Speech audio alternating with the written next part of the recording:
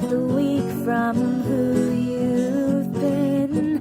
Can you win this war you're in? Is your point laborious, or will you rise victorious? So take it or break it. Take it or break it. Take it or break it. Earn your throne. Welcome to Take It or Break It, the sports takes talk show of your dreams, your nightmares. This is the 100th episode of Take It or Break It. And to celebrate, we have two valued guests with us today. The first, a writer for Real GM, a frequent friend here at Take It or Break It, a person who I'm working on a Patreon with. That is not done yet, but we'll be on it pretty soon, I think. It's John Wilmes. John, how you doing? I'm good, man. I'm good. Thanks for having me on this centennial. And our other guest is a writer for Deadspin.com, a rememberer of guys, and the co-host of the Deadcast. It's Drew McGarry now. It's David Roth. We're back. It's a Drew imitation. It's as good as I can get it. How are you guys doing? What's going on? What's happening? Good, Pretty man. good, dude. I'm all right. Cool. We have questions today, but I suspect we'll start with the conference finals being over. First off, LeBron dispatched the Celtics. Do you feel happy or sad? Roth, me? First. I guess. Oh, I didn't know because it's not like a formatted takeoff, so I just wait for instructions. Yeah, from we're just talking today, like human beings. I guess I'm happy. I enjoyed watching LeBron do that. I can't say that I really enjoyed watching that series very much at all, but yeah, that last game was hideous. Yeah, I mean, and that was like probably the most enjoyable of any of them because it was at least close. Yeah. I mean, the other ones was definitely one of those deals where I kind of like acted like I was bargaining about DVR shows in the game with Kate, but I was also kind of like definitely more keen to watch a recorded episode of Elementary than like the second and part of the third. You were aiming to make you were aiming to make credit. Yeah, I was playing the long game, Corbin. Wow, that's I mean that's cool. It seems like it sounds calculating, but I honestly would have watched almost anything instead of watching like the third quarter of Game 5 of that series. Yeah, it was. Whew. In the abstract, I guess I appreciate the Celtics and them being there and all that. I don't think I ever. I never really actually felt the emotion, but I could defend it for like 800 words if I absolutely had to. Wilmes, how do you feel about the cursed Boston Celtics getting exited by the universe himself, LeBron James? I'm trying to get this thing going where LeBron's new nickname is the Universe. Yeah, it's not going to work, I don't think. Oh no, it's going to work. I think it's a little too broad. Nah, it's going to work. But anyway, Wilmes, how do you feel? Well, it's just not. You shouldn't try to personify the universe. I don't need to. I don't need to. The universe has personified itself in the form of LeBron James. You know. I don't know. It's well argued, but I still don't think it's a good idea to give him that nickname. Okay. I feel almost nothing about this. This is the eighth straight year that LeBron has been in the finals. By my personal standard, it's been 5 years since he's beaten a good team in the Eastern Conference playoffs. This is just so automatic at this point. I did think that they were going to maybe lose when they went down 2-0. But the second that they tied the series, it seemed like they were probably going to win. And they did, and it was one of the ugliest basketball games. It was heinous, hideous. I came to admire it at a certain point, I think. Does anyone disagree with No, I mean, I don't think so. About what? About how LeBron's new nickname should be the Universe? I liked it. Thank you. I liked it when you said it. About how recently he's beaten a good team in the Eastern Conference playoffs. I'd have to go back and look at it. It definitely felt true. I'll say that. I have tried to argue with John that the Raptors were good, but he won't listen to me. I think they actually were good until the moment when everybody was paying attention to them, and then they were just stupendously bad. Yeah, it's just they're just scared of Daddy. Like they just can't do anything against Daddy. I would love to have like a more nuanced, or at least just like an explanation that didn't have the word Daddy featured so prominently in it, and I can't. Like they just got their asses kicked by a bigger dude. Yeah. But watching them during the season, like I completely believe they were good. Yeah, they were good. Sorry, what, Wilmes? They were good, but then when they played LeBron, they weren't.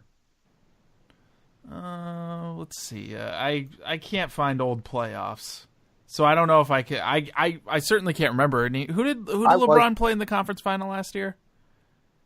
It was the Celtics, the Isaiah Thomas centric Celtics. Oh, I forgot about that. Yeah. Oh. Yeah, they swept the Raptors the round before that. I don't even know who they played in the first round last year. What about 2 years ago? Can you remember that, John? 2 years ago, they beat the Raptors in the conference finals 4-2. Wow, Jesus. The poor Raptors. And I think that... won 2 games. Gosh. I don't think they've actually played the Wizards at all since he came back to Cleveland. He's beaten the Raptors a lot. He's beaten the Celtics a lot, basically. To me, like the 2000, some people can make the argument that the 2015 Hawks were the last good team he beat, but I just thought that was like the fakest good team ever. That was the Budenholzer Hawks, right? Yeah, where they had like all 5 guys be like the player of the month. It was like the corniest, like fakest trophy of all time. But the 2013 Pacers were legitimately good. That was a Paul George Hibbert Pacers. Yeah, and then they faced them again in the conference finals in 2014, but they were very beleaguered and all hated each other by that point. Yeah, that was a team full of guys who did not care for each other. No. Anyway. It's all Andrew Bynum's fault. Oh, God bless him. Another guy I think you could probably call the Universe, but in like a different way. Yeah, I think in many ways it makes more sense. Yeah, it's a darker vision, but I think perhaps closer to the truth. Yeah, I think those Pacers were good, and I think those Hawks were good too. I think you're being unfair to them, but that was like Corver was an all-star on that team, right? That Hawks team. I think they had 4 all-stars. Yeah, I remember that team won a bunch of games. I can't say that looking back, it surprises me that the LeBron and Humps kicked their butts, but yeah, they swept them. The LeBrumps. Yeah, man. They still had Kyrie at that point. Yeah. Rest in peace. He's good. He's good. Yeah, he's now dead, of course. Yeah, he's dead. Sad. Yeah. Fell off the earth. He there was a copy of 12 Rules for Life that was just available just off a cliff, and he went to jump for it and fell off and died. Yep. Yeah. You gotta be strategic about reaching for books, bucko. Wow, cruel. And our other series, of course. What's the other one? Was the hockey? No, how dare you? Love that one. Was the Winnipeg Jets, the Rockets, and the Las Vegas Universe, and the Warriors. Las Vegas Universe is not a terrible name for a team. It's a shame they went with Golden Knights. Yeah, it's Golden Knights. That's like some video game shit. I don't know. It's apparently because I learned this on the Deadcast last week. It's apparently because the owner of the team went to the U.S. Army Academy and wanted to name them after after Army's teams, which is the lamest possible explanation for it. Apparently, people wanted the other. I guess like the runner-up was the Aces, which I think would have been okay. It's a little much. It's on the nose. Aces is a little minor league, I think. Las Vegas itself is pretty 2003, like inextricably. Like, what are you gonna do? Yeah. Like, there's only so much else you can do about it. Is Las Vegas pre 9/11 or post 9/11? post 9/11 to me, it's like Maloof Brothers, Paris Hilton, like that version of America. Like K-Fed is Las Vegas to me. I might even say that Las Vegas was post 9/11 in the pre 9/11 era. Oh, it was like the one place you could go to see how Verhoveny it would get later. Yeah, that makes sense to me, actually. Yeah, I feel that. I don't think I can be convinced that the Las Vegas Golden Knights are not, in fact, a rollerball team. The wheelchair game or that's murder ball. Pardon me. Yeah, no, I'm thinking of the very bad movie starring Chris Klein. You're not thinking of not the James Caan one from the 70s that was kind of appealingly dystopian, but like the 90s one with. Right, I'm too young for that. Yeah. Chris Klein and LL. Yeah, Chris Klein and LL. And I remember I was, for whatever reason, really wanted to see it when I was however old, 13. You a big Rebecca Romaine Stamos guy? Yeah, that must have been me. And my mom took me to the theater, but she went and saw Gosford Park while I saw Rollerball.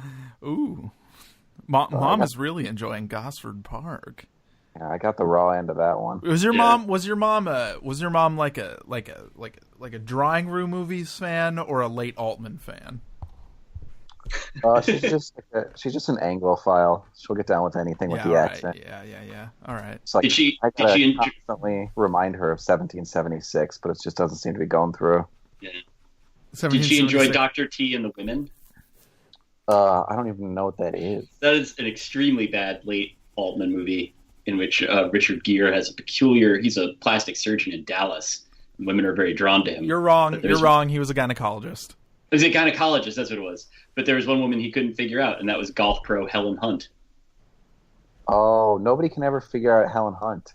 It's hard. I thought I'd cracked the code years ago, and I don't want to go into the story in any great detail, but let's just say I was humiliatingly wrong. Did Helen Hunt dunk on you? I got schooled pretty hard. Wow. This was before As Good as It Gets. Yeah. This is post, what was that? Oh, shit, the Paul Reiser show. Yeah, Mad About You. You were watching Mad About You, thought you had it all figured out, Roth. I did, dude. I broke down tape. I was watching that shit like John Gruden. I was going back over stuff. Because I was thinking, like, what does Reiser have in terms of tools that I don't? And the answer is really nothing. Like, for one thing, he has the disadvantage of curly hair, which I think holds guys back a lot. Wow. Whoa. Yeah. Yep. Fucking Roth throwing down a real gauntlet here today. That's not true universally, of course. I mean, there's plenty of successful curly-haired men, but I just don't think that... Name one. Yeah, I was going to say, name one. Ira Kaplan. Right? Do we really think that the lead singer... Can we call Yola Tango successful? I think probably, yeah. I would say so. I would say so. Yeah. Yep. And then after that, I guess you're looking at... it gets a lot harder after Ira Kaplan, if we're being honest. You got Paul Reiser, obviously the actor and comic. Yeah. Right. Was Paul Reiser good in a Prestige show recently? Am I crazy? Yeah, he showed up in something. I don't know what it was, but he had... the worst roommate I ever had is a true crazy person. She owned very, very few books. I remember when she was moving out abruptly, which she did the day before the end of the month without telling me that she was going to be doing it. And of the 3 books of hers that I saw, 2 of them were by Paul Reiser.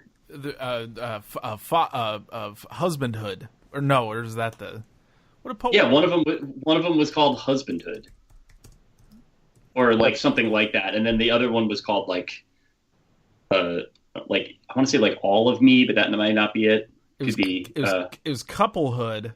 Couplehood. Yeah. And Babyhood and Familyhood. Yeah, it appears that me and Wilmes did the exact same thing there. And the show he was on was Stranger Things, by the way. Oh, yes. Thank you. Mad About You, incredibly pre-9/11, as long as we're... Oh, Helen Hunt's whole career, extraordinarily pre-9/11. Yeah. I think that, like, tight... like cultural connection between like New York City as a setting and sort of like a joyful piano theme is it's like prototypical pre 9/11. Yeah. Yeah. Like you got to It's go like- with a different theme after that. Playground of coffee shops and stuff, and then abruptly no more. Yeah. That was the city I thought I was moving to. I thought I was just going to wear like really blousy shirts and have like an extremely attractive girlfriend who was like 10 to 15 years younger than me. Mm-hmm. Which at the time that I moved to New York in my early 20s would have been terrible. Yeah, But I was would've happy about the shirts because they had a lot of really big shirts, and it was anyway, the whole thing was a fraud. And then September 11th happened. Roth, having met you on more than one occasion, you really would have flourished in a blousy shirt era, I think. Thanks, man. I appreciate that. Like you mind going into a little more in depth as to why you think that's the case? Oh, just, look, you've got a narrow body. Thanks, man. I appreciate it. That's what I was hoping you would, those very words. The two words that every man wants to hear. Your body's you got a narrow bod, And I'm a narrow-bodied guy. And just like I just think like a belt and a sort of floppier jean and a blousy shirt. I just think it would have worked on you. Dressing like Jerry Seinfeld. Yeah. That's always been like I don't obviously do Halloween costumes anymore because I'm grown now, but I would that was always one I kind of had in my back pocket. Halloween comes along and David's like, "Hey, let's watch a movie." Yeah. Yeah.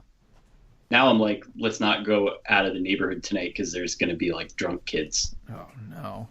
Yeah, that's right. I'm 52 years old, Corbin. What do you want from me? It is startling to me that there are teens in New York. Yeah, they're really remarkable. Like it's so expensive to live in New York. How can you afford to live there if you're a teen? Well, they live with their parents, Corbin. Yeah, they don't have jobs. Okay. Like I understand that they live with their parents. I knew get that, but there's because it didn't seem like you did. But there's just something about like their parents having enough money to have a teen in New York that is befuddling to me. That I agree with. I don't understand that. I have friends that have children here, but I fully expect them to live someplace else by the time those kids are in teens, middle school or high school. Yeah. Like you just go further and further down Long Island or whatever. Yeah. I don't want to take us too far, but I would like to talk about something I saw some neighborhood teens doing on Friday. Oh, please. Because it's one of the most remarkable things I've ever seen. And I tweeted a picture of it. But so let me set the scene for you. I'm walking back from the grocery store, right? It's just me. I'm running errands. Normal Friday. And there's some teenage kids, as I mentioned earlier, sitting outside the Dunkin' Donuts near First Avenue. And I see a young woman punching downwards violently with her hand in a punching sort of motion.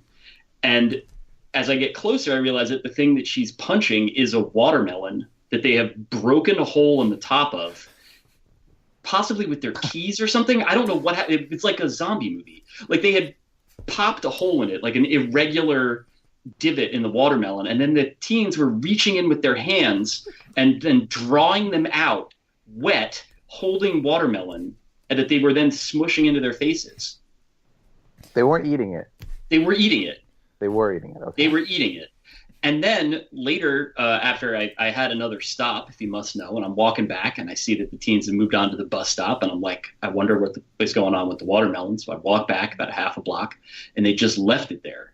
And they hadn't finished it, Oh my God. but they had just ravaged it and then just left the carnage right outside the Dunkin' Donuts, like without a care in the world. And they got their fucking culottes and they got on the bus and they were gone. It was the damnedest thing I ever saw. Are you like okay?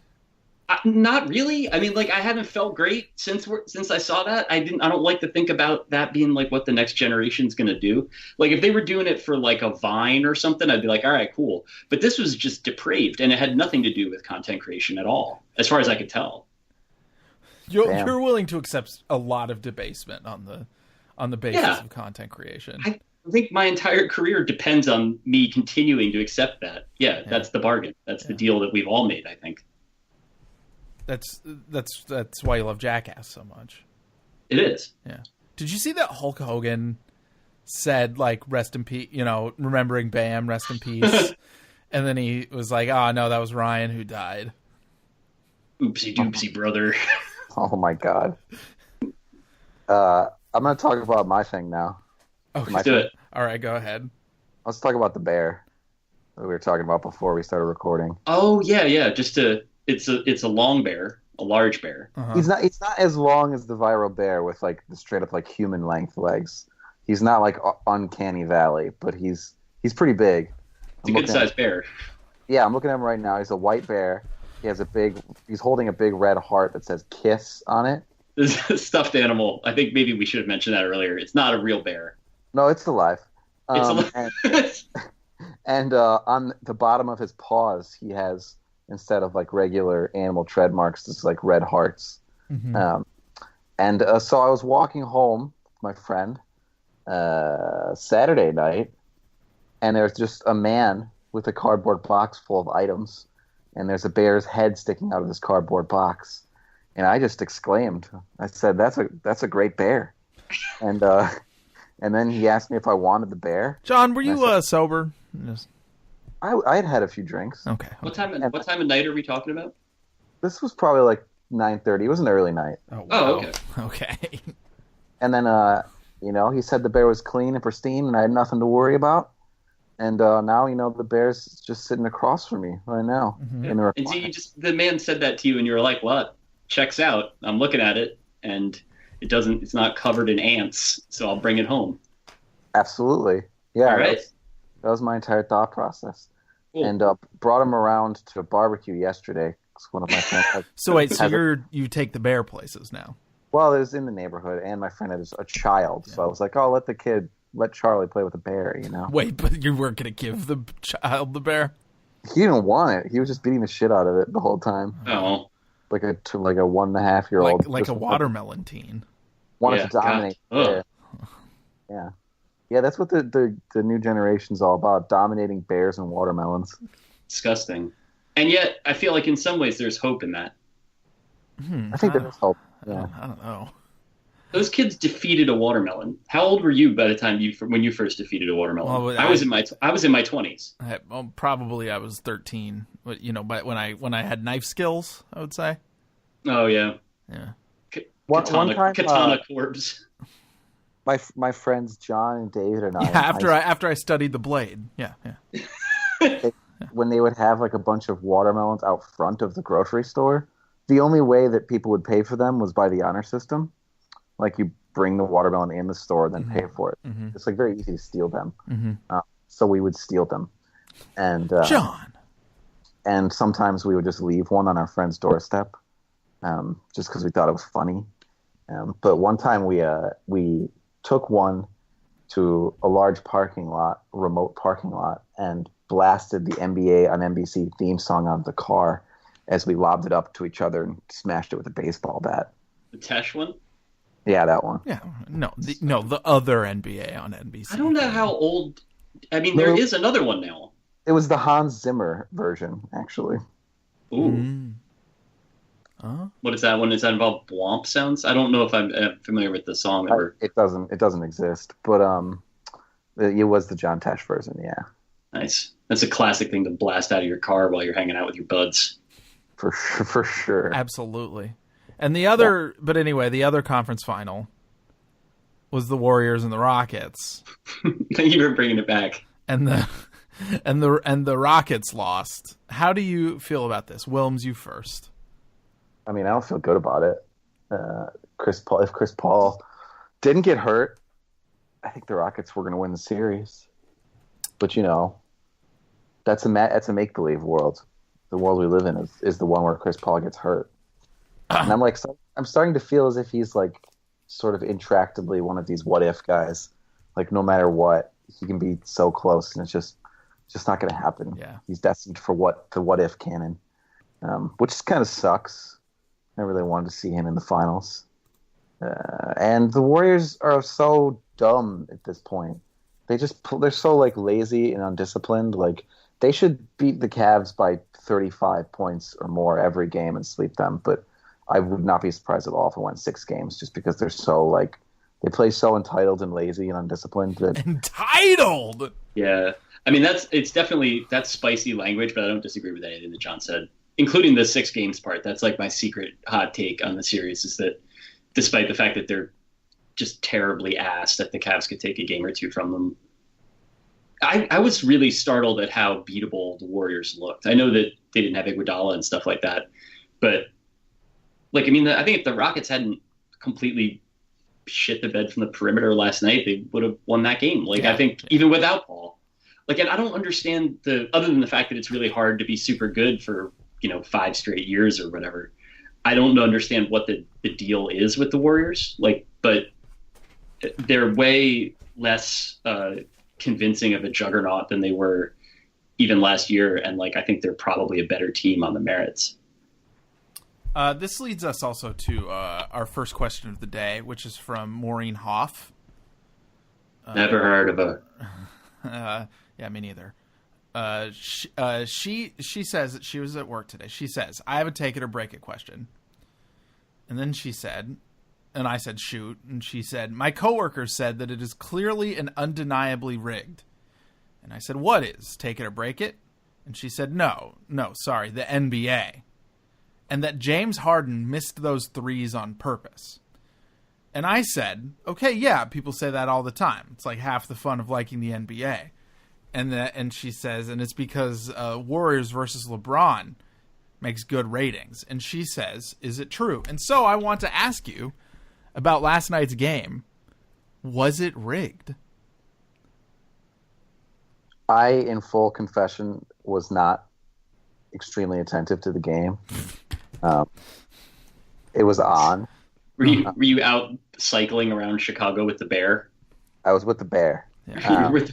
Yeah. I was out and I was with the bear. The bear has some really interesting ideas about, how to lead a good moral life. I mean, as soon as I saw, it's basically Winnie the Pooh.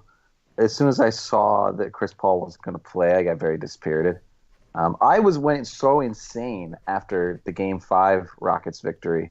Like, I was at a bar with a friend. I was like holding his shoulder for like half of the game because like I was so involved emotionally in that game. And then when Chris Paul got hurt, I was on pins and needles waiting for an announcement the next day. And as soon as they said that, he was going to miss Game 6 and that it was likely he was going to miss Game 7 if there was one, I just like it kind of broke my heart, honestly.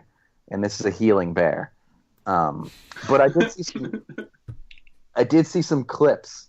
It looked like they should have been foul calls. They weren't foul calls. I do think the Warriors get calls in general. I don't think that things are so organized as to be rigged that way. I do think now that Stern's gone. Yeah. Right. I mean, that Lakers-Kings thing stunk way more than this, basically. Oh, yeah. Yeah. But and I don't even think that was like rigged. I think that was just like the Lakers getting Lakers calls and the Kings being from Sacramento. But I think this was a quieter shade of the same thing. And it really fucking sucks because it would be one thing if the Warriors were out there really busting their chops, but they're looking lazy, and they're getting all these extra helps, and it's just dumb. Doing quaaludes on the court. Yeah. It's just like a team perfectly designed to validate cynical thoughts about the league. And so, hey man, anybody wants to like put together a convincing video about why it was rigged in a more orchestrated way, I'm gonna watch it. Yeah, sort of like scare tactics music behind it. Yeah, like the InfoWars should get into sports like conspiracy shit. Absolutely, it should have happened years ago. Roth, was the game rigged? I'm intrigued by the InfoWars for sports thing. I think that's like the last Alex growth industry. Alex, fucking call me, dude. Yeah, seriously. You need to. First of all, you and Alex Jones need to collaborate, and I've been saying that to you for many years. Yeah, going back even into the first decade that we were friends. Even when he was just a dude in Linklater movies, Yeah. I was like, "Did you watch Waking Life?" And you were like, "No, I couldn't. It was terrible." And I was like, "Me either." But there's a guy in it who gives a monologue, and I think you and he should be friends. I don't think the game was rigged. I think that's a silly thing that people say, and I've got less and less patience for it as time goes by. But I also feel like it's not rigged for the reason that John identified, which is that everyone's an idiot, and it would be almost impossible to do, even if they weren't. I think that to me, there were some calls that the Rockets should have gotten. There's also a lot of like fucking flops, that they like that Harden took. I mean, I think you go back and look at the many missed 3-point attempts that he had in that game. Like he concludes more than half of them on his butt. In part, I mean, sometimes he was taking them because he thought he had a chance to like jump into someone's space. But I mean, I don't know. Like, I think that it's nice to think that there's a reason why things didn't go the way that you wanted them to go or whatever. But sometimes you're playing a team that just has Kevin Durant and Steph Curry on it. It would be very hard to rig things in that team's favor, and also probably unnecessary to do that. Now, for the most part, I agree with you on this. Two things. One, that 4-point play call, that was atrocious. Where they didn't give James Harden his proper 4-point play. Oh, yeah. I know what you're talking about. With Harden, the refs have come too far back the other and that's the other thing is that basically I think throughout this entire series the refs read every tweet where somebody complained about Harden getting too many foul calls and said, okay, we're just not going to call stuff on him anymore. Right. It's still the case that he's the best player in the league at drawing contact, so like he should still be going to the free throw line a lot, Yeah. Not the best actor in the league, but definitely the best at that actual skill, which is like a demonstrable and actual skill. Like, yeah, there was a lot. I mean, that said, though, for all the stuff that wasn't called, I mean, like, to me, that just seems like I saw, whatever, like people complaining about that on Twitter yesterday, that like every time Scott Foster referees, the Rockets lose or whatever. And it's just sort of like, if that's really like, that's why you think that they lost, like they spent the entire third quarter just like punting the ball into the crowd every time they touched it. And like, you think that a referee was somehow suborning that or making it happen? Like, hey, I will say this. I think that Harden not being able to get any calls, I think that puts him in a psychic place where he doesn't know what to do, and I think that's very bad for the Rockets. I don't have a hard time accepting that. Sure. Me neither. I do, I love this team. I love Chris Paul. I love James Harden. But both of those guys spend too much energy trying to get calls sometimes. Yep. And it takes away from when all the games they won this series, they weren't doing that basically. They were just playing basketball really well. And they were really unbelievably frustrating to watch when they're just trying to get calls. Yeah, Albert wrote some good stuff for Deadspin about that was basically just sort of making that point that you could see when they're trying to do some sort of double bank strategery thing where they're well, now we're not going to switch, or now we're going to do this stuff. They fucked up when they overthought it, and then when they were just doing the stuff that they ran all year, which is making open shots and running unbeatable pick and roll plays, they looked like a team that could beat the Warriors. So I don't know. It'll be weird to see what they have to do. I mean, they have to pay Capella and they have to pay Paul next year. I don't know exactly what shot they have of getting back to this. Well, yeah, that Ryan Anderson contract is a huge problem. Yeah. I didn't think he was as unusable as he apparently is. I guess I was a few years behind the times on that. When he played last night, I was oh, right, yeah, you can't have this person play against the Warriors. I think this series sort of warps ideas of who's usable too, because they didn't play anyone, which I think is a big problem, right? They had fucking 6 guys in their rotation for the entire series against a team that plays at that pace. Mbah Moute would have been huge, but he couldn't even make a layup because of his shoulder. But yeah, and even for the Warriors, they had Zaza and JaVale, those guys usually play, but they didn't really play in this series. They did not. Jage looked all right. Should have played Joe probably, but who am I to toot the horn of the greatest NBA player of his generation? That's Isolation Joseph. Yes, Isolation Joseph himself. I love his work. I don't know. Corbin, can I ask you a question? Yeah, sure. What's up? Not basketball related. Yeah. How does 100 shows feel to you? Oh man. Be honest. Fine. I wish more people listened. Let's get some more people. Yeah, that's the main thing I was feeling about it. Was I saw that I was inching up on 100, And I was like, oh, that's interesting. And then I thought, well, I wish more people listened. You want like hundreds of thousands of people? Yeah, millions. Yeah. Do you really, though? I don't know. Yeah, because I could make money off of it. That part I guess I get. But you're not even doing the Patreon yet. Yeah, you start with this, and then you grow organically. Yeah, I know. That's the idea. What are you guys going to do? Are you going to do video content together? together? No, we're doing a. Well, I don't know. Have we talked about this at Wilmes in public necessarily? No, we haven't. But I think like next 2 weeks or something we'll have. Yeah, let's talk about it now though. We're doing a podcast about basketball history, where we watch and read old shit about the NBA and talk about it. Our first that's a good idea. Thank you. It's a wonderful idea. And for the first few months or so, we're not quite sure how long yet. It is primarily going to be about Michael Jordan. Yeah. The first one's going to be about the 1998 Eastern Conference Finals between the Pacers and the Bulls, which was like the only time they played each other. Yeah, and we'll probably read the Wizards book and talk about various Jordan happenings. His father's death. Yeah. How the NBA murdered his father. Whether he really retired or was banned from the league for gambling. I think that his dad got murdered because the league killed him for gambling. Seems really reasonable to me. Yeah, it's a little confusing if I'm being honest. Oh well. There's a book. Alex Jones loved it, so. I think there's a book we should read. It's not in print anymore. But it's called Michael and Me. Mm-hmm. I read it and wrote about it for Vice. I'll send you my copy. Oh, outstanding. What's it about? Yeah.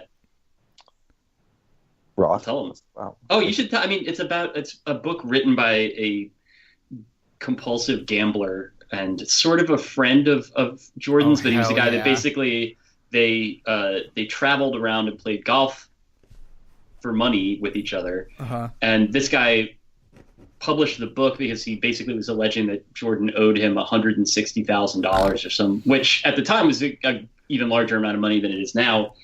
And the book itself, the subtitle, I believe, is like Our Addiction, My Plea for Help, or My Cry for Help, or something like that. And it's extremely cynical and false and cheesy. And the guy himself later wound up in trouble for all kinds of other shit. No, a guy who golf wrestled Jordan was an unsavory character.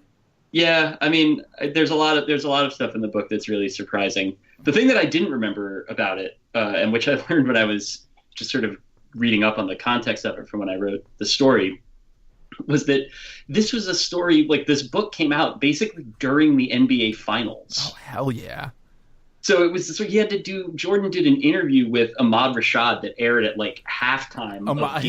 His best friend, Ahmad Rashad. Yeah, his best fucking friend. Yeah. God, Jordan was the greatest. And Jordan was wearing sunglasses through the entire interview. One thing that blue blocker sunglasses. I was watching an old Oprah appearance, an hour-long Oprah appearance Michael did during his first retirement, and they had all these clips of various celebrities just like, recording remotely and being like, "We miss you, Michael," or whatever.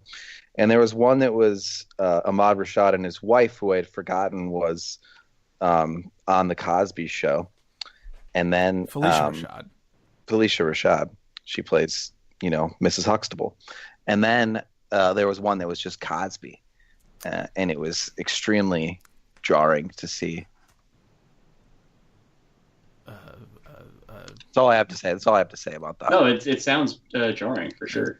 We'll talk about the Oprah performance on the portrayal. Of course. But anyway, so there's a lot of Jordan paraphernalia to talk about. I will say about the golf hustling thing. In Halberstam's book, there's a whole thing about how like Jordan's supernatural ability was that he could just compartmentalize anything. Can I correct myself for one moment? Yes, please go right ahead. The debt that the man alleged was not $160,000. I was actually doing Jordan a favor. The guy said that Jordan ran up a debt of $1.2 million over 10 days. Yeah, just golf. Which Jordan paid down to $908,000, then negotiated down to $300,000, and then ultimately paid $200,000 out. At which point this guy wrote the book. Mwah. Yes, Oprah was asking about this shit when I'm in this performance, in this appearance that I was watching, and Jordan is like really good at lying about it because she's like, are you a compulsive gambler or whatever? He's like, no, absolutely not. And like, he's like, after the game, you know, why do you have some gambling for me to do? Or yeah, he was very convincing, which was surprising to me because, you know, he never seemed like a very good actor. But in this case, when the stakes were real, and when David Stern was watching, he was a great actor. Yeah. He also, his explanation for why he wasn't a compulsive gambler was like, look at how much money I still have. Which is, it's a real dumb guy's argument. And yet at the same time, like in the moment when you're hearing it, he's like, if I had a gambling problem, like, do you think I would still be married happily and have this nice home? Like, please. And that's definitely enough for Ahmad Rashad. And he's not getting a harder question from anybody else in that. So. In fairness, I'm kind of like, man, makes sense. He just has a gambling thing that is scaled up to the amount of money he has. Yes. Yeah, I have a hard time believing that like it was a problem that was so bad that it got someone in his life murdered, you know, or that like it caused the NBA to like have to banish their number one in like character. Yeah, to have to gift Hakeem Olajuwon championships. Yeah, like, how could it possibly be that bad? But maybe it was. I'll read the actual quote because I have the paragraph now in front of me. My wife, if I had a problem, would have left me, Jordan said. Rashad laughs lightly. And then Jordan starts talking faster. If I had a problem, I'd be starving. I'd be hawking this watch, my championship rings. I would sell my house. My wife would have left me. My kids would be starving. I do not have a problem. I enjoy gambling. My kids would be starving. I would be feasting on my own children. If I had a gambling problem, trust me, I would be on fire right now. If I had a gambling problem, Ahmad Rashad, I'd be wearing your skin around like a weird suit. Believe me. And you would beg me for the privilege. Anyway, so me and John are going to do a podcast where we talk about weird Michael Jordan stuff for a while. Fucking A, man. That sounds really good. I think you should do it. Yeah.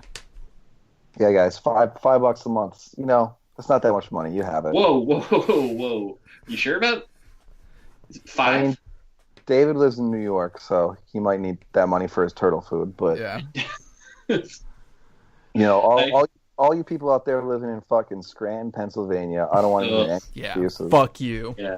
Yeah, pay me. But Corbin, that's all right. I was going to say, you can't leave with the fuck you that. You need to, if you're going to do it, you just need to come with the pay me right afterwards. Because if you just, when he says Scranton, Pennsylvania, and then you say fuck you, that turns him off. Yeah, I'm so sorry to Scrantonites everywhere, but fuck you. There you go. It's a Scranton thing. They don't like it when you say fuck you. Yeah. It's a polite town. It's a regionalism. Yeah. Yeah. Hey, whoa. Fuck you? We don't say that around here. Come on, this is Scranton, Pennsylvania. That's weird you'd say that. Yeah. Whoa. 100 episodes. Guys, it's time to take a moment to talk about the greatest moments in the history of Take It or Break It. What is everybody's favorite Take It or Break It moment? Roth, you first. I have an answer at the tip of my tongue, and it doesn't involve me. It's Sean Newell shooting the moon with bad takes. I think it's one of the most amazing things I've ever listened to on a podcast. Wow, yeah, a big congrats to Sean Newell. We've since retired shooting the moon, and so Sean Newell will be the only person in Take It or Break It history to have shot the moon with bad takes. Congratulations to him. I don't even think he was trying to do it through at least the first half of when he was doing it. Yeah, by the end, like, what else was he going to do, you know? Oh, yeah. The only way you could go is down. I have to give big props to Liam Daniel Pierce for doing an insane amount of op research on Sean Highkin. One episode during which classic moment. He called Sean's old high school or something. What? And got witness accounts from his like old high school teachers. Yeah. He went negative on Sean Highkin? Yeah. Why would you got to do that for? To get in Sean's head. He was trying to rattle him? Yeah. He was trying to win. I didn't even know what was going to happen. And all of a sudden Liam just starts rattling off facts about Sean's high school career, about conversations he had with Sean's journalism teachers, and it was a truly unnerving moment. Wow. I just want to say every Gary moment in Take It or Break It is, of course, special to me, except for one moment, which is when I was recording an episode and I put my feet up on the table and I accidentally stuck them in a bowl full of chili. Bare feet? I had socks on. Even worse. Actually worse than your bare feet, for me. Yeah, I know. So, there we go. There's the greatest Take It or Break It moments. Do you remember who was on the show when you put your stocking feet in the chili? I was on that one. Oh, really? I don't remember. I remember not knowing if you were lying or not. No. I kicked my feet up and I put them in chili. Was Palucci perhaps the other guest? Sorry, I have like friends who are just like showing up and like knocking on my window right now. Oh. I'm trying to tell them that I can't hang out. Oh, cool. Yeah. Great. So they're like, we want to play with the bear. Can you bring out the bear? Bring the bear. That might be what they're thinking. Yeah. And just open the door and let the bear out and go back and finish the podcast. Give me 1 second. I'm going to explain. You guys can talk. Give me 30 seconds. Okay. Corbin, have you reviewed the tape of the chili thing? No, I can't remember what episode anything is in. My girlfriend, she keeps telling me that I should do audio excerpts and post them online. Yeah. So that, little things so people listen to it and they'll be like, oh yeah, maybe this is a show I want to listen to that's long. But I can never remember when anything happens. Yeah, I mean, at this point, after you've done 100 of anything, it's kind of hard to recall what. I can't recall individual riffs from things I've been on for sure. I just know Silverman's been on a lot. That's the main thing I remember. I know there was one that you and I recorded on like a Friday afternoon, where we talk about pee for like most of it, and that was a mistake. Thank you, I appreciate it. I felt like it was a mistake, but that's definitely one where I was like, we haven't talked like I called Corbin a piss hog inside the first 5 minutes of the podcast, and then we just stayed with that for some reason. Yeah, that's not even the grossest thing that's happened for an extended period of time on the show. I'm sure that's true. Yeah, you may recall that 2 or so weeks ago I had Round Ball Rock on, and we spent an hour depraved. And we spent an hour talking about who in NBA history did and did not eat ass. So, I'll be honest that I did not listen to that podcast because it's like Berlin Alexanderplatz. Yeah, it's like 3 hours. Yeah, it's 2 hours and 40 minutes long. That's too long, Corbin. And an hour of it is us trying to decide who eats ass in the NBA. I don't want to. I know there's no shortcuts in life, but can you just give me a quick rundown, just like top line, who like a couple of yeses and nos? LeBron, yes. Harden, yes. Okay. Mark Jackson, no. Yep. All right. Larry Bird was very controversial. Yeah, nobody can say for sure. Yeah, that was very obscure. Durant, no. Steph Curry, no, absolutely not. I feel like if Larry Bird did it, that would be like all that he would do. That he'd be like exclusively just an all-ass diet. Some believe that Larry Bird was only doing it when he had a mustache. Oh, just because he's fucked up like that, you know. Josh Androsky said that made the comment that we talked about it for nearly an hour, 15 minutes, and never mentioned that he is in fact from French Lick, which is actually it seems like a term for ass eating. Oh yeah. That is that's the actual act of eating ass is the French Lick. Is performing a French Lick. Yeah. So that's it's a disgusting podcast. You shouldn't listen to it. That's not true. You should. It's good. It's a good podcast. You tell everyone, you know. Yeah. Don't listen to Pardon My Take. You know, guys, it sounds like a great podcast. Yeah. Listen to Where can I find it? iTunes, Spotify. Places of that nature. Did you get any Barstool blowback last week, Roth? Not me personally. There was stuff in the, there were a lot of emails that came into tips the best one of them was a guy that, I mean, I don't mean to presume here. You guys have Gmail accounts, yeah? You use that? Yeah. Yeah. It's Google's webmail account. Big ass eater 69 at gmail.com. Yeah, right. Yeah, it's good. You can, and I often have that open just in a little G chat. Corbin and I going back and forth. I'm like, "What's up, ass eater 69?" He's like, I'm just working on a piece for work. A piece. Yeah, anyway, wink. A piece. A vase. The email that we got that was the best of the Barstool ones. Like Laura Wagner obviously dealt with some hideous shit because she wrote the story and is a woman. And is a woman. Yeah, not necessarily. Yeah, right. In that order, actually, because she's a woman and because she wrote the story. But one dude was like, the subject line was like, "Barstool sucks" in all caps. And as you know, if you've looked at a Gmail screen where your new emails come in, you see the subject line.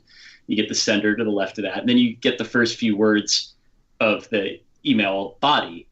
And in this case, it was, so you see Barstool sucks in all caps. And then next to it immediately is like, "Haha, made you open it, you fucking idiots. Deadspin is bleh." And then it just like cut off. And it's like, all right, well played.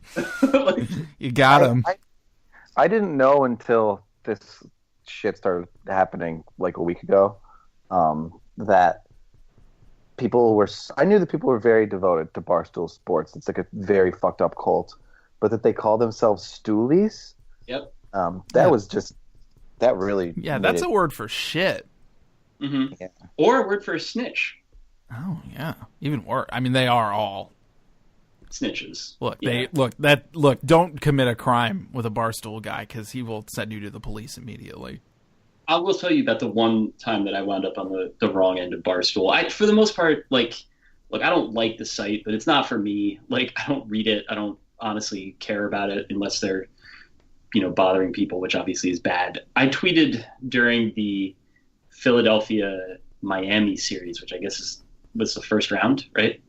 Yes. Yeah. And that was a good series. It was a fun series. And I had some completely anodyne observations. There was like Ben Simmons got into James Johnson's face and then immediately was like, "Nah, actually, I don't think I really want to do that."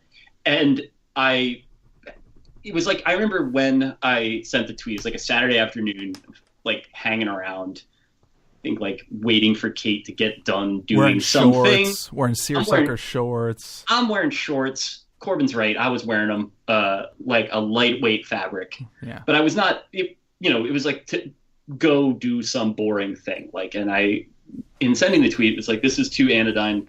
It's a really obvious, boring point to say that you don't really want it with James Johnson. Because, like, the one thing that everybody knows is that you just fucking don't really want it with James Johnson. No.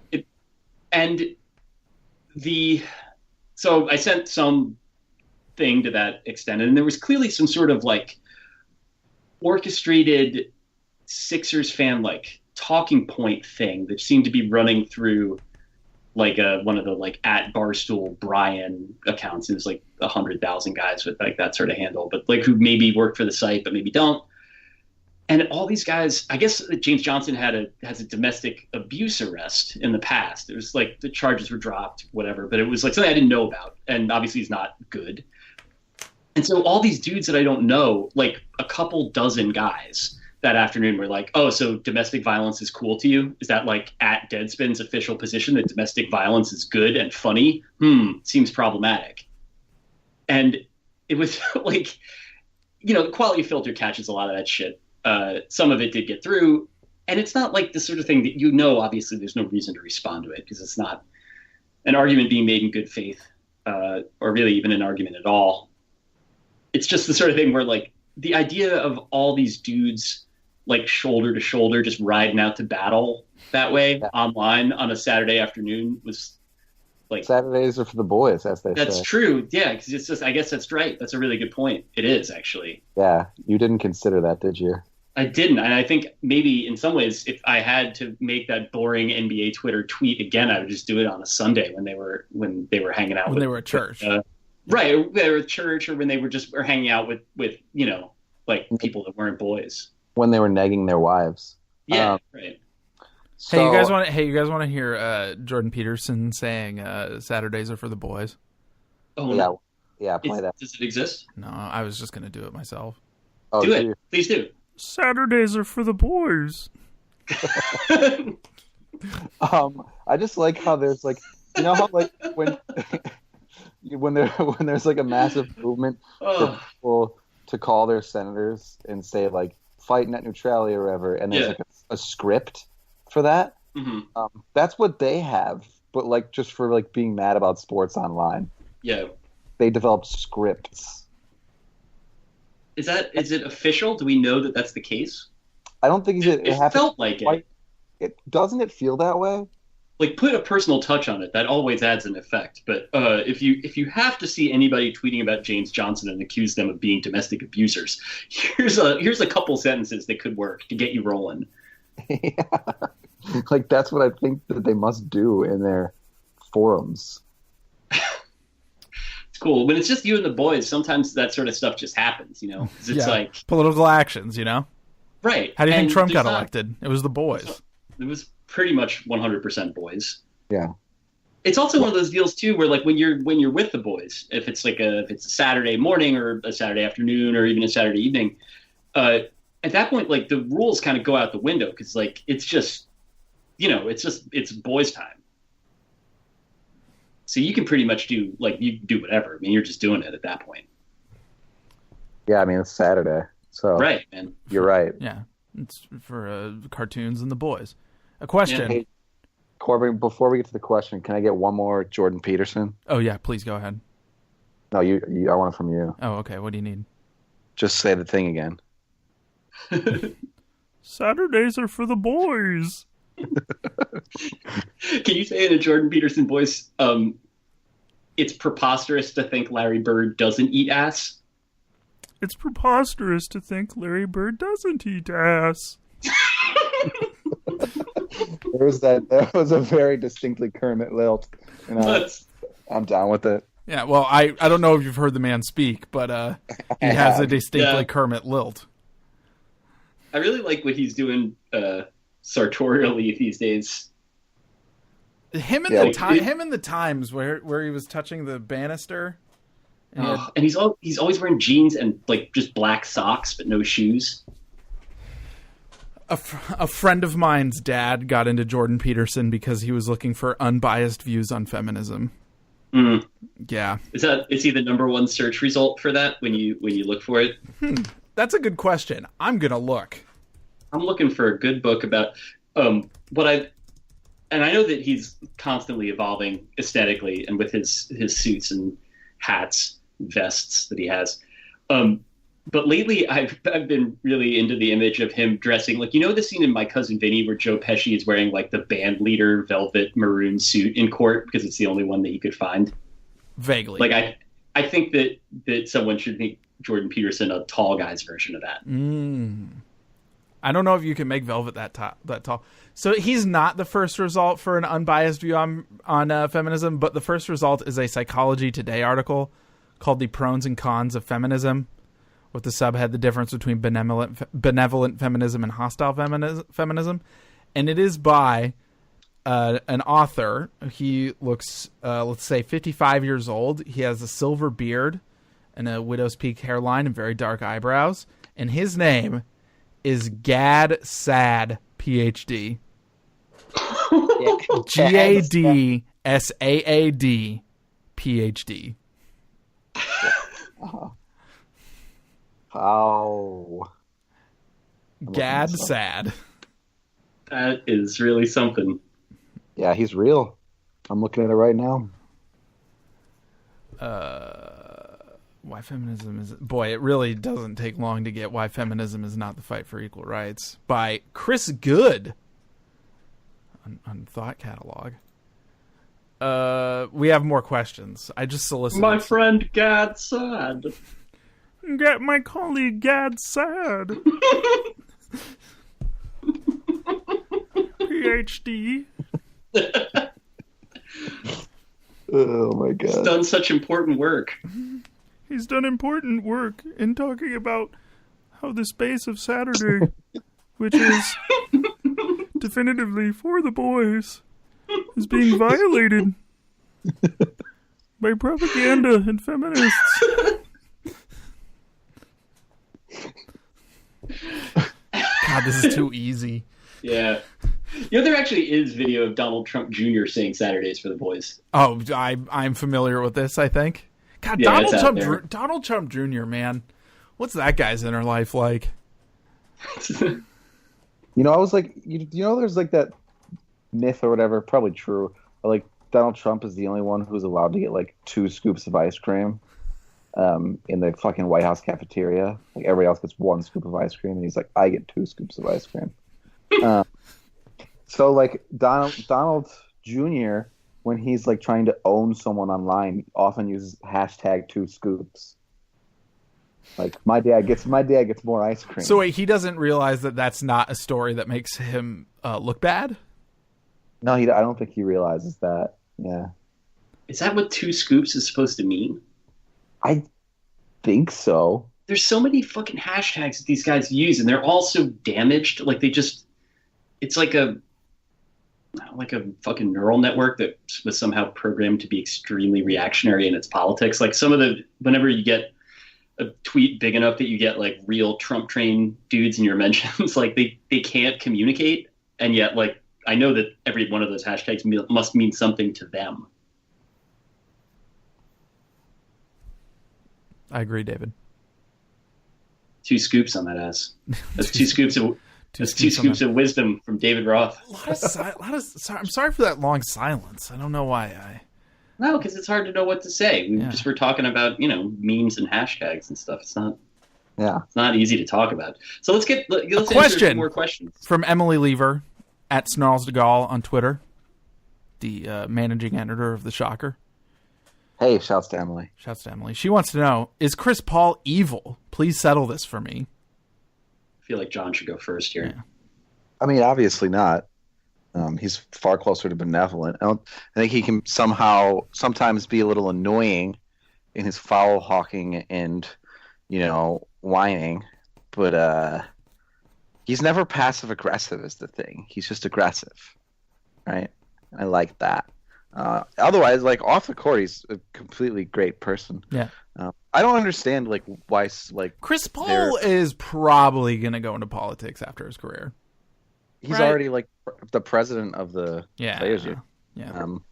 I genuinely don't understand why like there are so many Chris Paul haters. He's like, I think after this series, there's like considerably less of them, or at least it should be that way. And if it isn't that way, there's a lot of people out there who need to do some self-reflection. Boy, you didn't find the Chris Paul Clippers a little loathsome though? I liked the Clippers, and I thought they were intensely loathsome, and I disliked him by the end way more than I should have because of how unpleasant they were. Yeah, they got old. At first, they were fucking awesome. Yeah, definitely. By the time they went away from the cursive jerseys, they had been annoying for a while, because they sort of played like they had won something, and obviously they never did. And that was the most annoying part about them. I think a lot of that was him too, though. That they were not as fun to watch because of how thoroughly he kind of dominated things. And I think as it became more, I mean, it also obviously it's like Blake Griffin probably kind of an asshole too. Like I don't know who the good guy is in that particular power struggle or whatever, but it seemed like probably DeAndre. I mean, I would say that I enjoyed watching the clips this year more than I did watching the Paul ones, and they weren't actually good. But it's because like they had, a more appealing point guard, and because they were a little bit more sort of loose. I think that Paul, the only reason that I could really think of to dislike him, unless he like kind of whatever, just are have some partisan like rooting interest in there, is that I think that his teams can sometimes, when he's dominating things, can play kind of tight because he's orchestrating stuff so much. And so there's something a little bit airless about it, but man, he's great. And like, I sure felt bad about the way that things ended for him here, because he was playing, I think, probably the most heroic basketball I'd ever seen him play. I mean, like, he got them to within a game of making the finals. That dude needed D'Antoni his whole career and never got him. Yep. Yeah, he needed a better coach. I think we can all agree. Well, I don't know. Doc Rivers is probably a pretty decent coach, but the GM thing. Is Doc Rivers a good coach? Is is a thing that everybody looks at and sees something else, sees something different, you know? I think it depends what you think coaches do. I mean, like, he clearly gets guys to play hard, you know? Like, that's, I think, the one thing that you can tell when, like, a coach is succeeding or failing is with that, like, out of timeout plays or whatever. It's like, I'm not cut out to recognize excellence there unless it's, like, really obvious or really obviously absent. But there came to be a pretty intricate network of resentments with those Clippers. And I think that Blake cares more about how he's perceived than Chris Paul does, and he was able to, you know, put the energy into not looking like as an asshole all the time. Mm-hmm. Yeah, even though he's the one who literally like physically assaulted someone who works for the team. So I don't think Chris Paul gives a shit about how he comes across. I think he wants to win. I think he wants to do good, and if that means that he's going to be like angry and controlling on the court, like that, he doesn't really care if people think he looks that way. Yeah, I also think that, like, in that sense, it's a matter of degrees of difference from other players in his peer group, and not remotely a matter of kind. Like, all of you, that's how you. It's, I think, the one thing that NBA players have in common is that they're psycho competitors, and, you know, there's probably some that aren't, but that's like the one professional athlete thing. I think it's the sort of defining characteristic of most of these guys. It's what helps them or makes them work as hard as they have to. It doesn't take long for them. There. It doesn't take long for them to take a game of Halo a little too seriously, right? Or to be like, I'm the best ping pong player on this team, like just like some fucking weird nerd thing that they're like too angry about. And there might be guys that aren't like that, or that are like that in more charming ways, but like, yeah, Paul definitely was not trying to like dress it up. Like, outside of the fucking insurance company commercials, he's never really pretended to be anything but what he is. Yeah, I sort of choose to ignore the insurance commercials because they don't make him look cool in any way. Oh no! But my favorite manifestation of Chris Paul's psycho competition is how fully he sometimes takes on the David versus Goliath shit. Like when he gets a switch and he's on an island with a tall, uncoordinated guy, and he definitely goes the extra mile to embarrass that person from time to time. And he really wants the shorter people out there to see, you know. And he wants the taller people out there to see too. He wants it to be very clear. NBA Napoleon, if you will.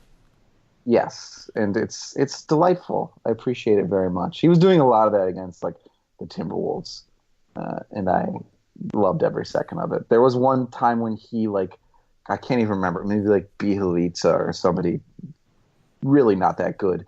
But he got past him, and then he almost did a full lap around him before taking some insane backwards layup and making it. Did you find the Timberwolves kind of loathsome this year? It's Tibbs. I kind of did. Yeah. They put a different coach on there, and it's absolutely breaking a vampire's curse. I think they'd be awesome. I love their players. I couldn't believe how bad they were to watch. It's Butler too, though. He doesn't like people. He's sort of a Kobe. He kind of has created an ageist rift on the team. He hates Towns and Wiggins and stuff. Well, in fairness, Wiggins is not easy to not hate. I think that everyone hates Wiggins at this point, which I like just because everybody hates him. Somebody's got to love Wiggins, you know? I also just feel like it'd be silly to rule out the possibility of him getting better. Even if he stays the way he is, though, he's just kind of like a throwback to the types of players that we watched, the volume scorers that add no other value in of our youth. If we have another Jerry Stackhouse, it's fine. You know, variety is the spice of life. There's nothing wrong with having a guy that's 22-1 necessarily. It might not help your team, but I'm not going to pretend to be mad about it. Emily also wants to know, who are your guys in the World Cup? My guys. Yeah, you first, Roth. The soccer boy. I like Arriaga. I like Arriaga 2. I like Barriaga. I think he's great. I don't, whatever. I have the same experience of the World Cup every 4 years, which is basically knowing very, very little about it. Maybe knowing a dozen names, or maybe probably more than that. I don't know, 25 names going in. And then over the course of a couple weeks, I figure out just enough to kind of enjoy it. But no, I mean, I don't really have particular rooting interest one way or the other. I will say that one thing that was funny that we were talking about at work was that weird partnership that Fox Sports has with 23andMe, where you can like get yourself genetically tested and then they'll tell you who you should cheer for, which is especially poignant for fucking Ashkenazi Jews, because it's the sort of thing where it's like, it's either Poland or Russia, like two places that you should definitely feel great about. Like, you should talk to all the relatives that are probably still alive there and see. And it's like the idea of like, it's just the most oafish point missing thing to be like the country that like literally exterminated everyone that didn't escape from it in your family, that like, surprise, surprise, there's a 93% chance probability that you should be fucking cheering for them. Like, it's just... That's fucked. I didn't even know about that. Yeah, it's really bizarre. I mean, for the most part, it's like them being like, you're Italian and English, like, good, whatever. That's a bad example. But yeah, there's also this sort of, like, I think that in the political world right now, there's probably, let's call it a little too much emphasis on ethnicity. Yeah. The idea of that is being like a fad that now you have to like, it's a whole new opportunity to consider your racial makeup and like tribal in group. Like, I think a lot of people were actually already doing that, maybe more than was necessary. Yeah. Like there's something about like, hey, America's not in this thing, but whatever. You got genes from somewhere else, buddy. Luckily, you're from the white part of Europe. Yeah. Pretty yucky. Anyway, Wilmes, who do your foul genes and get you to root for? I'm kind of with David. I develop favorites as I watch the tournament. I have like holdover preferences from the previous World Cup, which is the only time I watch soccer. But usually when those 4 years have passed, the teams that I like have changed enough where, I don't necessarily like them the same way anymore. Like, I enjoyed watching Germany the last time. They were really good, but it was like a new kind of really good. And now I think that they'll just be like a more developed version of that really good, and it won't be fun to be like the Yankees. So I don't really know. I'll have to see. I think like Egypt is a team that is going to be a fun dark horse. Everybody's already kind of putting a lot of emotions in their basket with what's-his-face, Mohamed Salah. Apparently is very good. Yeah, I watched the World Cup with my father. That's like the thing that we do. Yeah, man. Has there been that's what I do with Marvel movement movies. Forward on that story? Oh, I've kind of had doubts about doing it just because of private reasons, I understand. Yeah, but so that's my main World Cup thing, is that I'm going to go get drunk with my father for the one time that we do that, like every 4 years basically, and we'll talk about something. We'll see who. I would get up at like 2 a.m. to watch it with him, like in the 90s. And I like the French team back. I've liked a lot of French teams historically. Haven't given a shit about them in a while. I don't know. We'll see who's good. It's fun. It's fun to see who's going to be good. Roth, what do you do with your dad? Get together, hang out. I talk to them maybe once a week on the phone. My parents don't get around as well as they should. My mom needs a knee replacement surgery, and so like legit right now can barely walk. I don't know. I mean, I try to go to a ball game or something every year with my dad. I do talk to them every week, and like I get along with them very well. But I was recently in Brazil with them. I went down there for one of my oldest friends' weddings, and it's a guy that I've known like since kindergarten, to the point where like my parents basically consider him kind of an adjunct family member. They're friends with his parents. Your mother gave birth to him. Your father is his true. father. Yeah, physically. I married a second family in Brazil. Me. Yeah. And my parents were invited to that wedding. Yeah. Kate was also there, which was weird. Yeah. I like that she isn't being judgmental about it personally. Me too, very much. I appreciate it so much. She's a remarkable woman, and I don't think I say that enough. Wilmes, do you think you would be a second family guy if given the opportunity? What does that mean? Like, you got a second family, Yeah. Oh, no, I don't think. I think that would be hard for me. Yeah, I definitely. It's hard for me to even like work up the emotional openness to like go on a second date. So yeah. I think like a second family might be a bridge too far for me. Do you think it's just because you're too busy or something, or? Yeah, I don't even know what it is. It's the Catholicism, I think. Yeah, probably. it's always telling me to pump the brakes when something's getting a little too enjoyable. Yeah. Which is why I couldn't have a second family. It'd be too much fun. It'd be too fun. Yeah. It's like twice the birthdays. Yeah, all those little baseball outings and bouncy houses. In the city of Chicago that there's like municipal bouncy houses. What?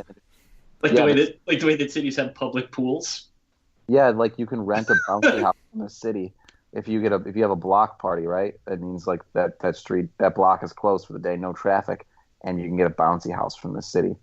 And the whole thing about it is that they did it because anytime there's a block party, it is the best way to like keep the area safe. A big dip in crime. So cops love it because they don't have to patrol your area. Yeah, because bounce houses they naturally murder criminals. Yeah, if anybody goes near a bouncy house with a gun, it swallows the gun. Yeah. And it goes It's yum. Wow, that's why famously all bouncy houses have "This machine kills fascists" written on them. It does. Yeah. Yes, that's the reason. In case you were wondering. Yeah. Yeah. Often we get that's actually a question that I got.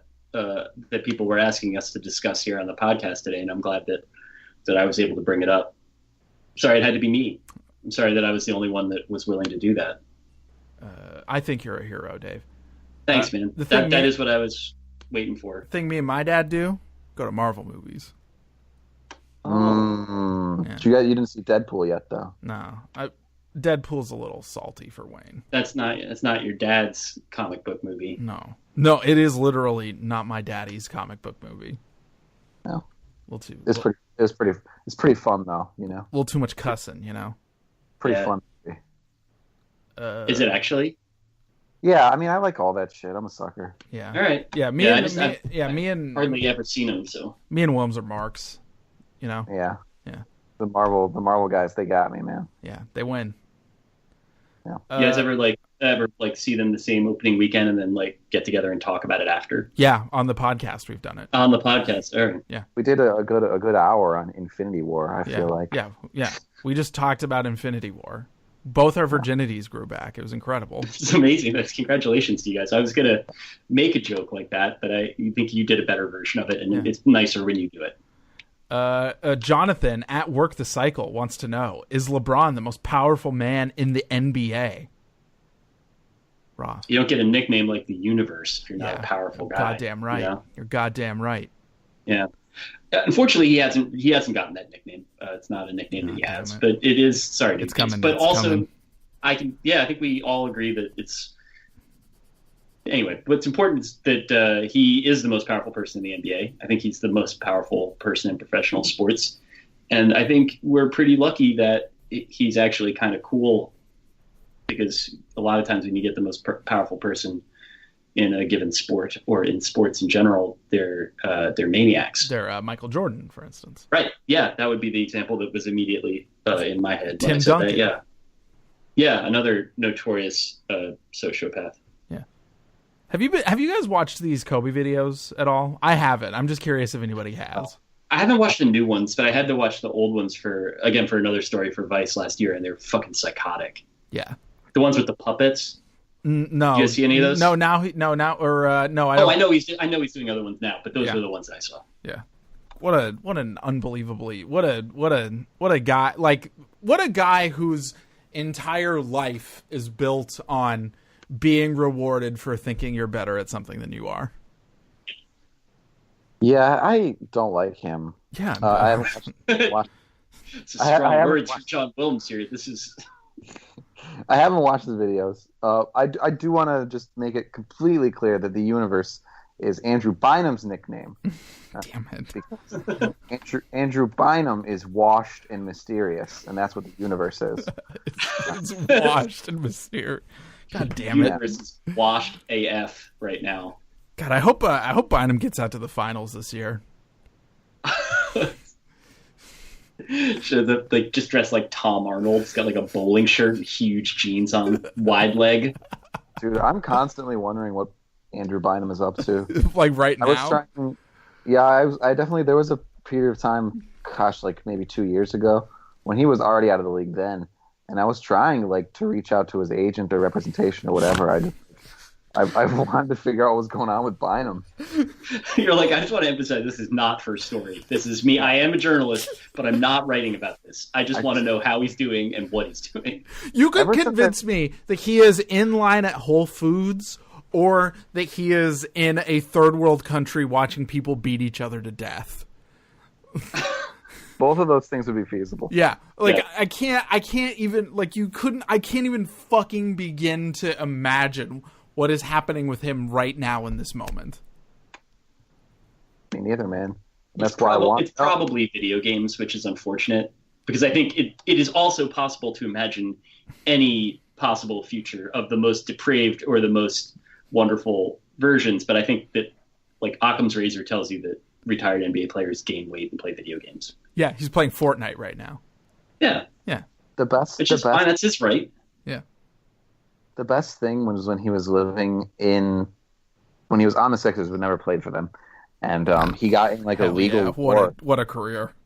He got in a legal battle with his neighbors because of how loud he was playing his music. He was just and not even music, just video games. Like I'm looking at this article now at quote unquote window shaking volumes. Fuck yeah! Hell yeah! Fuck his neighbors. And also, just know he doesn't have to be in bed at a certain time or, do anything at any time. So that could just theoretically be a constant sort of situation. Who was that guy who was on Robert Swift? Do you remember that story? Yeah. That was intense. I really hope that it's not a Robert Swift type of situation. Yeah, me too. But it could be. Someone wrote a really good, sad story about him for the Classical back in the day. I want to say it was Sam Riches, but it might not have been. It was basically just drawing. Sam Riches. Yeah, R.I.P. man, we love you. Robert O'Connell dead. Tom Kaiser sad. Dead. Katie Heindel dead. It was Sam Riches. I just looked it up. The Ghost of Robert Swift. Yeah, he's an awfully good writer, and that's an awfully good piece. He's fine. He's doing well. He lives in Canada. Sam makes me mad with how good he is at writing sometimes. Yeah, he's also, I think, one of those guys that maybe doesn't do it too much. Yeah. So he's always fresh and solid with it. Sam, if you're listening, it kind of pisses me off how good you are at writing. Stop upsetting Corbin, Sam. Yeah. It's not nice. Yeah, be nice. Robert too has always sort of upset me about how good he is at writing. The other thing with Robert that you'd find really upsetting if you met him is he's also just like a totally nice fellow. We asked him to be on once, and he said, "Oh no, I'm too." It was just like, okay. I just want to let you guys know that I just am very excited because I just got an email from the library letting me know that my holds are ready for pickup. Oh hell yeah! Congrats, what do you got? What are you getting?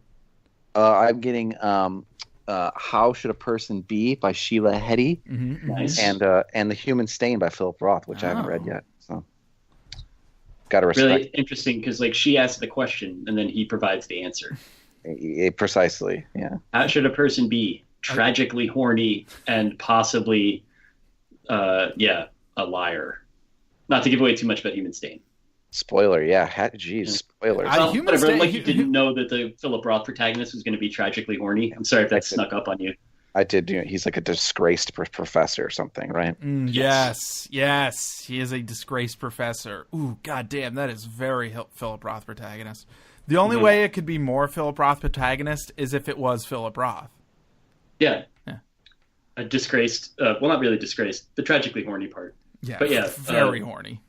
No visible means of support, horny and self-thwarting, lives in New England. Yeah, this is like one of the last books he wrote before he just started writing in great detail about how hard it is to wear swim trunks and stuff like that. I started reading Nemesis a while ago. And of course, Philip Roth made his name on descriptions of swim trunks, so he just kept it going. There was one of his later books. He was somebody gave him all these adorable kittens, and he loved them, but then got rid of them after a day because he was not writing enough. You didn't seem like the happiest guy. You mentioned Nemesis. I enjoyed Nemesis. It's his last book, and it's literally just like and its eventual conclusion is everything is bullshit. Like in a really aggro way. It's about like a nice guy, and then he gets polio, and he's just like, I don't want anybody to love me because I am incomplete, and then it's over. Like, hell yeah. Does it at least have like mouth sex in it or something? I mean, is there any Philip Roth in there? I think there's some sex, but it's mostly death. That one. It's a good note to go out on. Yeah. Rest in peace to big Philip Roth. Yeah. Skateboard P. Swaggy P, as they call it.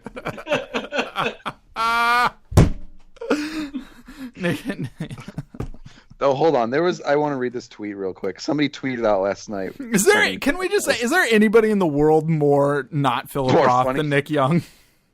I don't think so, no. That's the entirety of Nick Young's appeal, is that you literally would have to name every other novelist before you got done.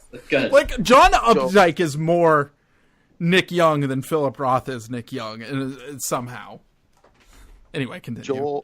Joel D. Anderson of ESPN just tweeted out, Nick Young is who I'm thinking of when I tell my wife that I wouldn't want to raise a son in California. I saw that yesterday. It's a fucking fantastic tweet. It's the perfect sentiment. Yep. Just like, that's the exact way to think about Swaggy P. Like, would you want that to be the child that you raised? And would the choice to have that child, who may or may not turn into Nick Young, would the chance of that occurring be enhanced by doing it in California? And I say this as somebody that loves California. The answer is clearly yes. Clearly, yes. Francis Adur Jr. Shouts to Francis. Always asking decent questions. Has a question. Is the Pistons' run of 6 straight Eastern Conference Finals in the mid-2000s underrated, overrated, or properly rated? Underrated. Yeah, I think it's probably underrated. That's an amazing achievement. It is. I think to the extent that it's underrated, it's because it wasn't really super cool to watch or anything. So, yeah. Them watching the Lakers was probably whipping the Lakers was probably fun, right? Yeah, I remember enjoying that. Yes. Oh, yeah. I enjoyed it so much. That was the most loathsome Lakers team too. That was when they had Peyton and Malone. God, it's so satisfying that Malone never got that championship. Yeah, fuck that guy. That's what I really wanted for Durant and Golden State, to come up empty in the same way. But of course, Malone was way past his prime at that point. And Peyton was too. Peyton got his though. Yeah, he got it in Miami. Yeah. Oh, on the Wade team? Yeah. Oh, that's wonderful. Yeah, they had a bunch of journeymen past their prime guys. I think Jason Williams was on that team even. Jason Williams was on that team. Rafer Alston was also on that team. Yeah, Antoine Walker. Yep. This is another story from long ago, but the Alonzo Mourning acceptance gif, where he's like, I'm really mad, and then he's like, that one. Gary Payton is right in the background of that, as is Udonis Haslem. I found the game that was from, and it was this season opener the year after they won the title, and they lost by 55 points. Jason Capono scored the last point for them in the game with 11 minutes left in the fourth or something like that. They just got boat raced by some other team. I think by the Pistons, actually. Yeah, then the Heat lost in the first round the next year, even with Shaq, and they lost to the Bulls. Oh, and that made Shaq and Wade hate each other, right? Yeah. Yeah. Shaq didn't get along with a lot of people, it turns out. Shaq does guards, not a fan of Shaquille O'Neal. Oh. He only respects people as big as him and bigger. Imagine if he and Chris Paul were on the same team. Hamid Haddadi, he likes him. Yeah. Frank Brickowski, big fan. Yeah. The Hulk. Yeah, that's a good example of a real guy that he probably feels pretty good towards. Julius Peppers. Oh, it's gotta love him, yeah. Who doesn't? A 3 Peyton Manning stitched together. Oh, yeah. I mean, I also like that. What a professional. Yeah, I'm a fan of that as well. Last question. They lost the game by 42 points. Oh my lord! Halloween night, 2006. Life, the universe, and everything. Am I right? Yeah, so true. Yeah. So I have to go after the next question, if that's okay. Oh, of course. I figured Dave has turtles to. Yeah, I can hear them thrashing about in the other room. Aditha, at Brown is the 9 on Twitter, wants to know. Oh, shout out Aditha. What's the hardest you've ever cried? Roth, you first. Huh. I mean, I don't have like a non-depressing answer to this. Yeah, me neither. Oh, okay. Do you want to hear it anyway? Yeah, I do. It was like after my friend passed 2 years ago. Yeah, that's fucked up. Yep. It wasn't immediately after. It was some months after. John? There was a time, it was like fall 2016, actually. Same for me. How about that? Wow. What a great time to be alive that was. It was like, I was working at this school. Oh, yeah, that was horrible. Where it was like, I was working with kids who had been kicked out of basically several other schools in Chicago. And they're coming to school. Somebody brought a gun to school once. Like, it was a very intense workplace. And I was just crying a lot when I worked there. It's very intense. So that was going on in my life. And then Trump won the presidency. And then my grandpa died like 4 days later. And I just had to like be, steady for a while. And then I just got home one night, and that was the most I ever cried. Okay, so I have a weird answer to this. My bad feelings do not tend to manifest like that. Pretty much every extremely bad feeling I have tends to manifest as anxiety, not as sad crying type stuff. It's just sort of like blaming myself, trying to figure out what I could have done, kind of stuff. And I mean, I get that too. I just cry sometimes too. Yeah, I just never fucking cry though. I always cry when I see a movie. Yes. So honestly, like the time I've cried the hardest might be when I saw like Toy Story 3 or something. It might be a time when I was manipulated into crying. I suspect by an animated film. You think? Yeah. Inside Out got me pretty hard too, as I recall. Man, back when I smoked weed, I would smoke weed and watch movies and cry. I really loved it because I actually kind of like. Once again, like most, like the way that my bad feelings manifests tends to not be crying. It tends to be freaking out about things, and so like I actually kind of like crying. I think it's cathartic. But it just doesn't. I just don't do it ever. The alternative is more painful for you. I get that. Yeah. Yes. Because I often feel like, I feel relieved when I'm sort of feeling an emotion of that size, whereas it tends to be when I'm feeling things very badly. I just sort of find my robot brain getting hit with a drill, so to speak. Yeah. As a depression and anxiety guy, certainly the feeling of being like trapped inside something and unable to escape from it is more frightening to me than just sort of like having an emotion I can't control. Yeah. Yeah. Well, wouldn't be take it or break it without a frank discussion of mental illness. Yeah. Do you guys have anything to promote or? Just the podcast, Yeah. Tell you guys should talk about your Patreon. I have the same shit as ever. I'm doing the Deadcast. Yeah. Patreon's going to come out and. Everybody read David's article about the chants. Oh, the Bill Simmons chants? Oh, yeah. Oh, damn it. We were going to talk about that and then we totally didn't. Yeah. I appreciate you mentioning it, John. Thank you. David, can we get like 2 minutes of your time to talk about chants? Of course. I'm happy to talk about the chants. So David has become slowly obsessed with Bill Simmons trying to create chants that are sort of invariably embarrassing. For instance, he wanted everybody to chant, "We can smell it,"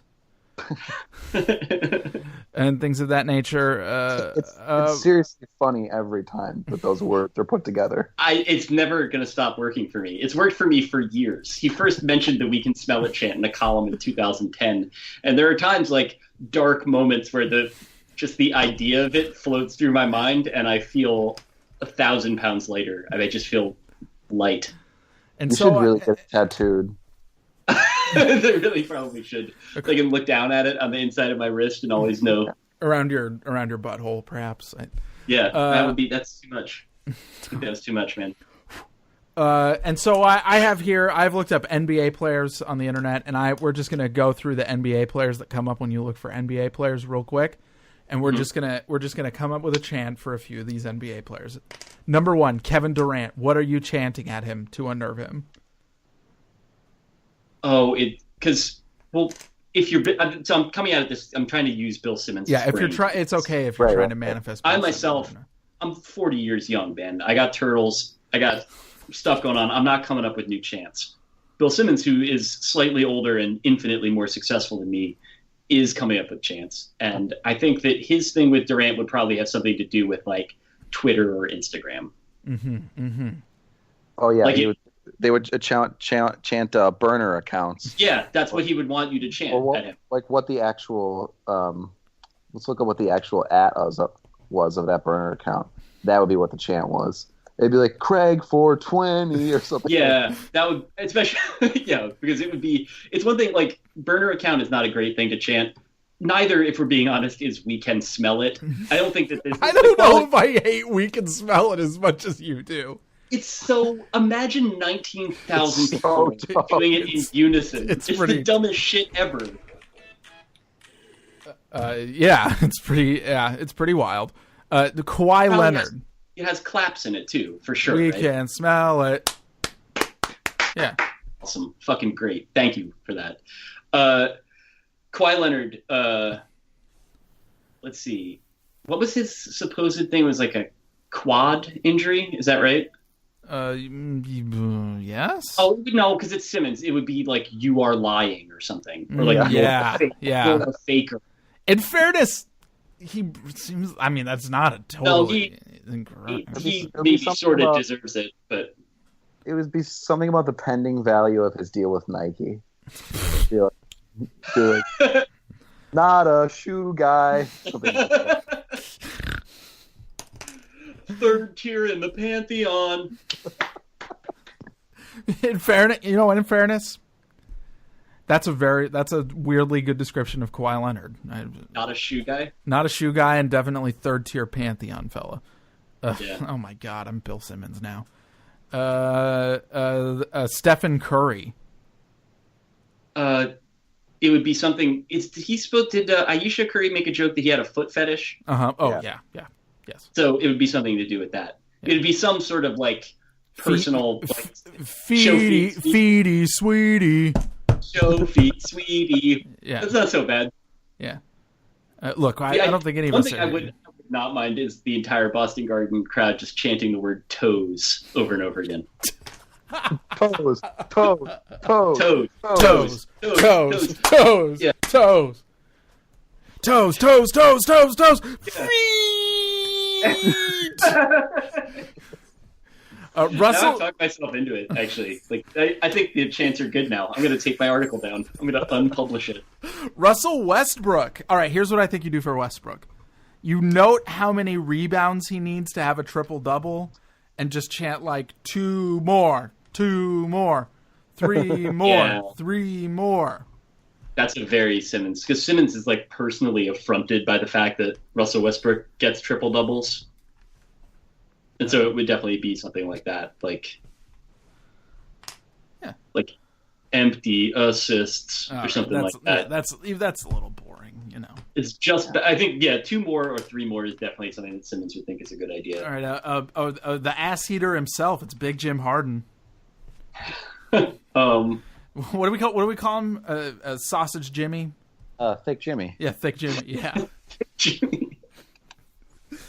I don't really like that very much, but I mean, I just don't like the way it sounds. I think the concept of it is great.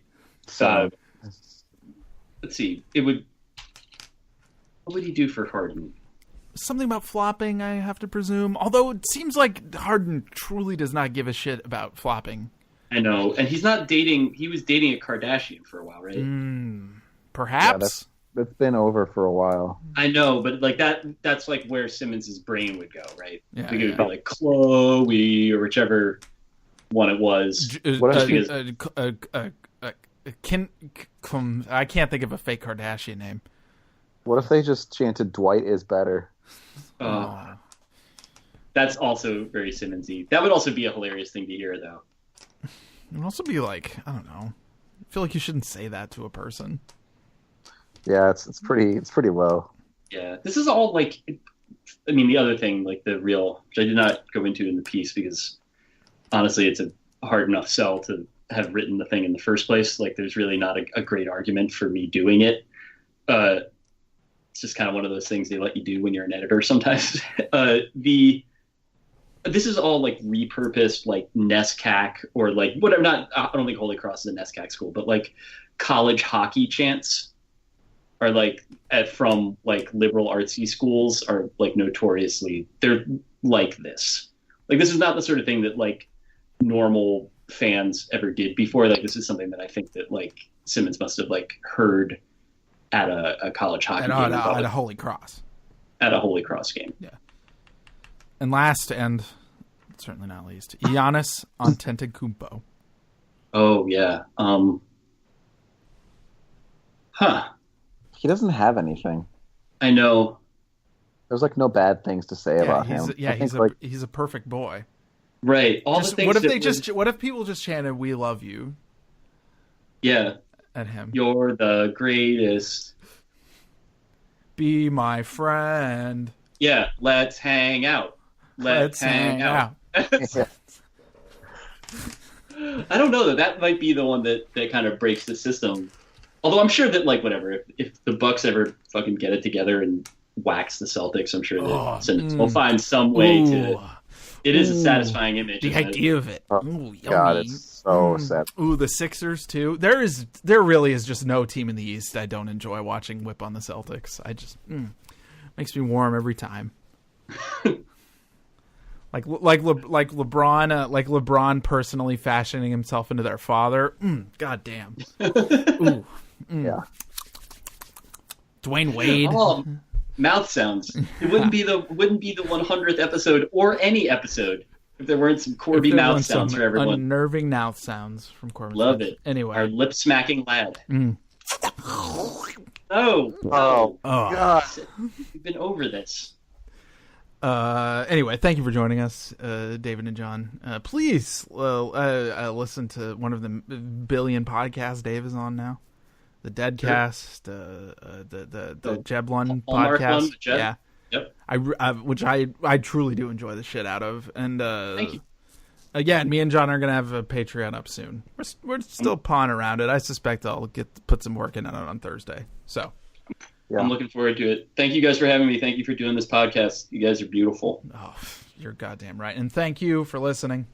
Everyone, please have a wonderful day.